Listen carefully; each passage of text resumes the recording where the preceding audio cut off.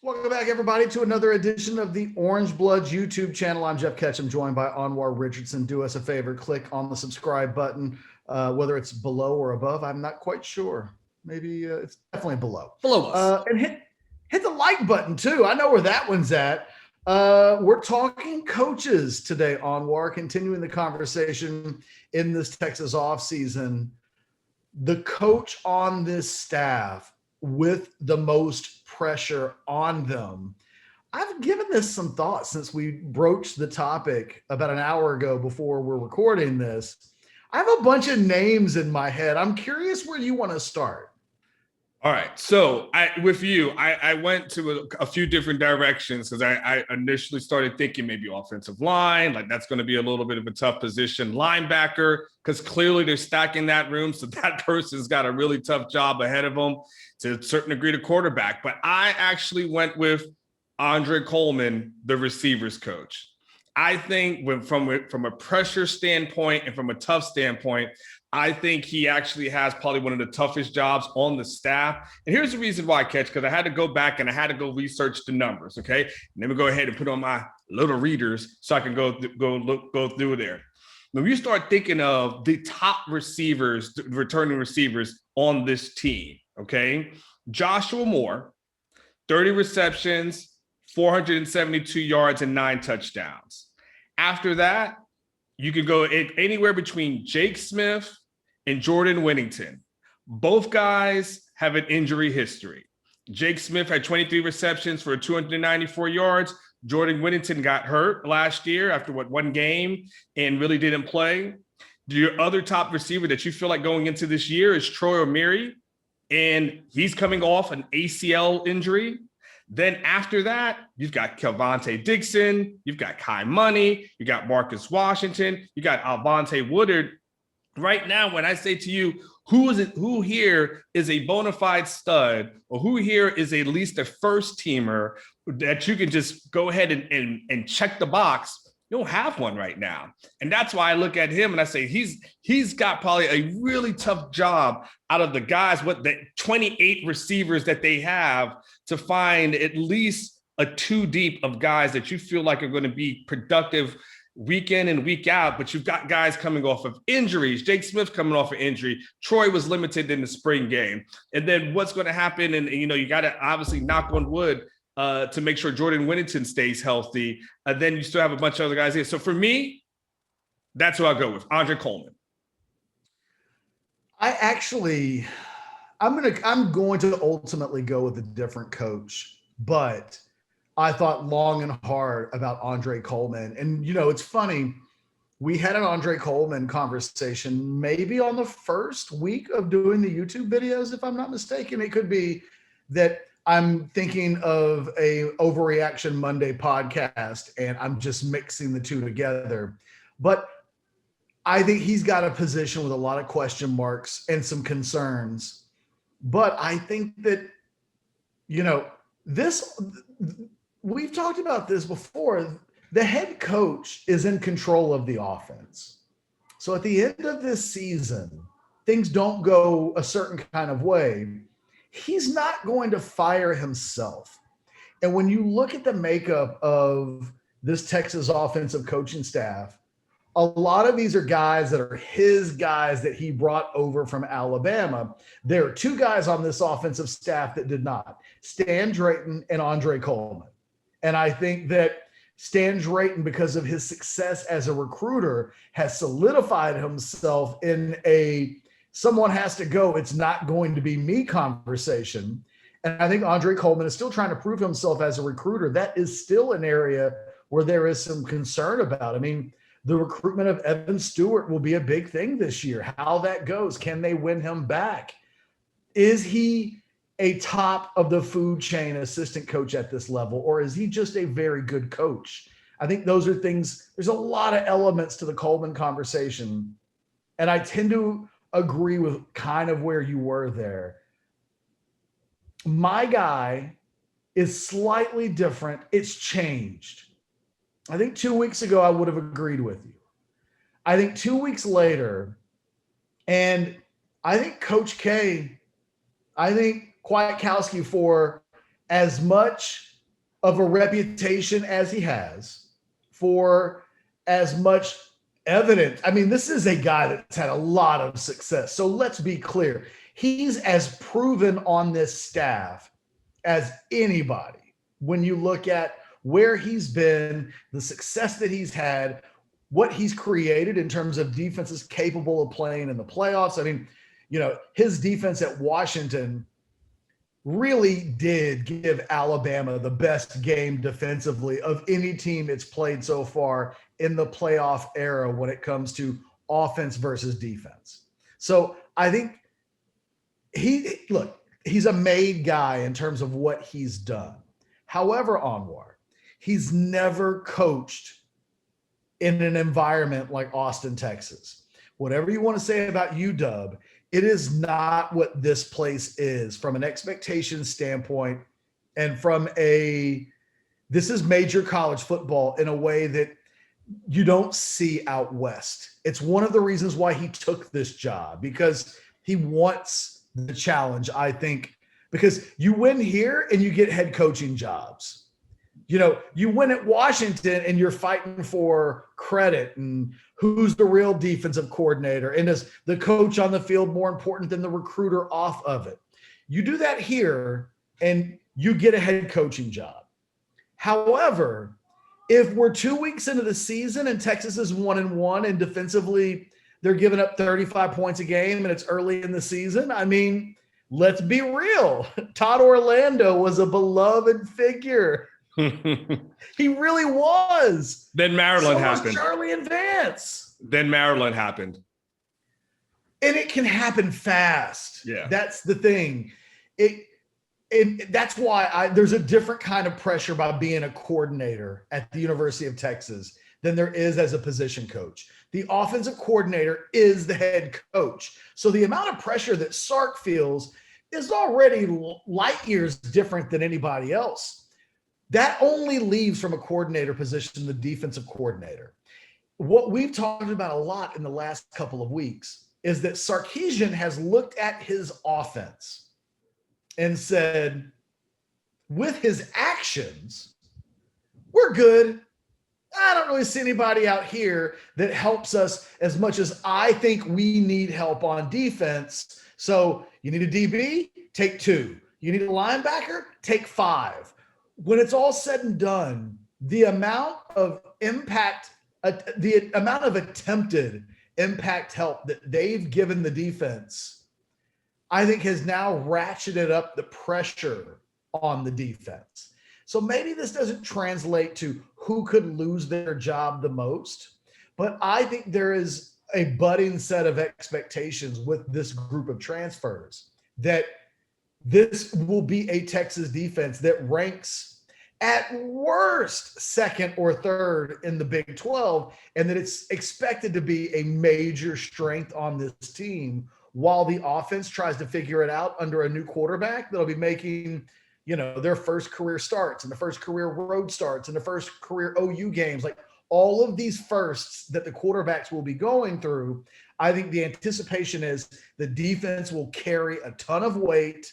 And if you're looking for a way that Texas gets to 10 wins this season, I think you're probably talking about a situation where the defense is going to have to be much better than any Texas defense we've probably seen outside of maybe Todd Orlando's first season, maybe. And then going back to when Charlie and Vance put together that first year of defense, in retrospect, was really good compared to everything that's kind of transpired since. It feels like this has got to be a top 25 defense, or people are going to be talking in this town about whether or not this guy was only good at a place like Washington, or whether or not this is too big for him, because that's how conversations in this town take place, rightfully, wrongfully, justified or not. He's the guy closest to the fire as the season starts, because that's kind of what the job description has inside of it. Yeah, because to your point, and I'll bring it back to Todd Orlando, what you talked about.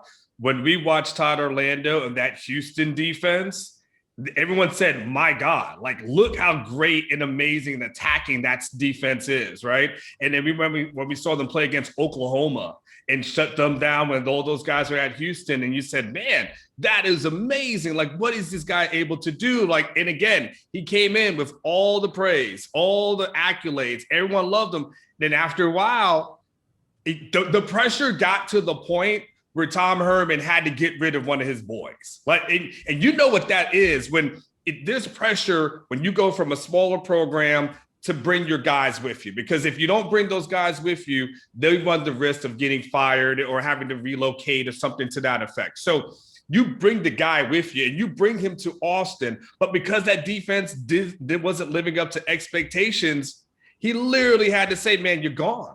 You're gone. So yeah, now does it happen in year one? Obviously not. But then does that narrative that gets written in year one become really, really hard to get away from? Absolutely. Because to your point, Vance Bedford, once the narrative was written in year one, it was hard to recover from. And then Todd Orlando, once that narrative was written in year one, it's hard to recover from. It's not only hard to recover from a fan standpoint or a media standpoint, but the other big thing is, Ketch, recruiting.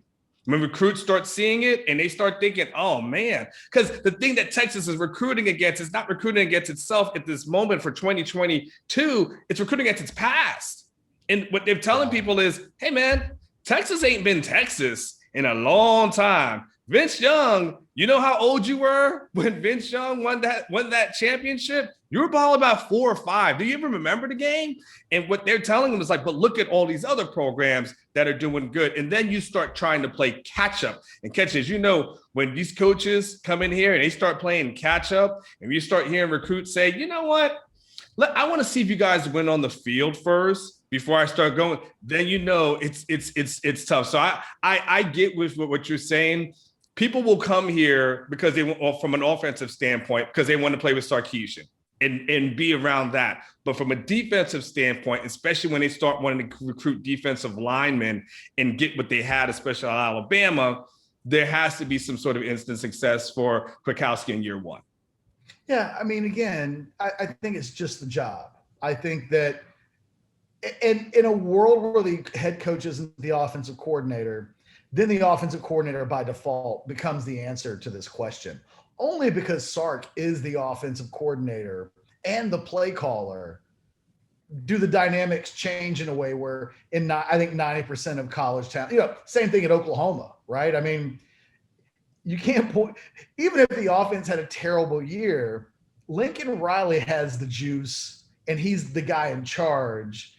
It'll always be either who do you scapegoat on the offense, at which point I think your selection is the guy that we've outlined would be the only guy at this point that I think you'd immediately point a finger to and say, we can scapegoat him and it not really hurt us. Everybody else right now is either one of his guys or somebody that you would look at and go, God, who are you going to necessarily go get that's performing better than him right now? I think Stan Drayton gets to say that. When you recruit a string of really highly rated running backs and you've got 1 5-star who's an All-American candidate coming into this season and 2 more signed up to play for you and specifically point to you as one of the big reasons why they're coming here, you get to stand back and look at everybody else and go, it ain't going to be me. Yeah. Yeah. But I think I'll stick with Kwiatkowski because from game one, his group, the entire defense, is expected to lead the way for this team early on. And that feels like asking a lot. It feels like a lot right now to say, hey, in your opening game of the season against Louisiana, you're keeping them under 20. You do that, you win, right? Sure. You do that, you win the game. But it's been a while since we've seen a Texas team that could go into a game of ranked opponents and say, oh, yeah, if we get to 21, we're good. This still feels like a defense that from week to week is going to give up between 21 and 31. which in the Big 12 is not terrible. And in the Big 12, in a lot of weeks, that will win. We play a lot of games on where one of the questions I ask weekly in podcasts is, how many points will it take to win the game this weekend? Normally, we're in the 30s at a minimum. It feels like a lot to say, hey, just because you've had a spring and you've got 7 transfers coming in, that unit needs to be borderline elite. I don't know if you're top 25 in the country, you're probably not elite. You're probably borderline elite. Sure. But that still feels like a massive climb for Texas. And I do think Texas fans, I think if this unit's the 50th best defense in the country this season, I think Texas fans are going to say that was an underperformance. And certainly the year after something like that, it would be like, okay, time to show us something on defense that didn't get shown in year one. And I think that that's where we are. He will stay extremely popular as long as he meets expectations. And expectations are really high. Yeah, and the last thing I'll say on it, expectations are high. They didn't make a move and fire a coach who won 70% of his games, 2 by massive blowouts the last 2, because they were here for a rebuild. Like they did it because they believed like this team, this is close. And look, and everybody who called you and it was buddy with you and it was cool with you, those same people are going to call you back, if things don't go well and say, hey, what's going on? This ain't what we hired you for. And this is not what we're here for. So the expectation is Texas hits the ground running from not only the fans, decision makers, everybody else. There's another podcast to be done on a different day where we talk about what does it mean if Texas does go 9-3? What if they just hit the actual expectation? What will that do to a Texas ecosystem that I think you're right. I think this was a 9-3 team a year ago. And I think there's a feeling that the coaching has been significantly upgraded, and that should lift the tide on all of the boats. That's not so those who haven't listened to us before, when we say 9-3, we say Texas finished with 7 wins, but we're factoring in if they had played USF, that had to get taken off the schedule because of COVID. We're talking 8 wins there. The Kansas game got canceled at the end of the season, and that would have probably been 9 wins there. So when we say 9-3, that's what we're realistically saying. Like this is realistic was a 9-win team from last year. 2 games got taken off the schedule. So then the expectation is, well, now you need to come in, no pressure, Sark, but you also need to come in and make it into a 10 to 11 win team, because that's what you're here for. Well, and he knows that. And I think everybody here knows that. I just think, as we'll continue to talk throughout the offseason here, the job to go from 9-3 to 10-2 in year one is not nearly as easy as me saying it out loud might have you think it is. This is a program that we've had this conversation, rebuild, reload, whatever that reword is. It's hard to find one that's perfect. We'll continue the conversation for another day. For now, hit the subscribe button, hit the like button. I'm going to tell you that every time, because the Twins are the new trend. They do that, and they've got like 1 billion followers, and Obama's been on their podcast, or on their YouTube channel. So I'm going to do what the kids are doing, because what the kids are doing is working. So subscribe, like, hit that button, make it happen. We'll talk to you tomorrow. Later.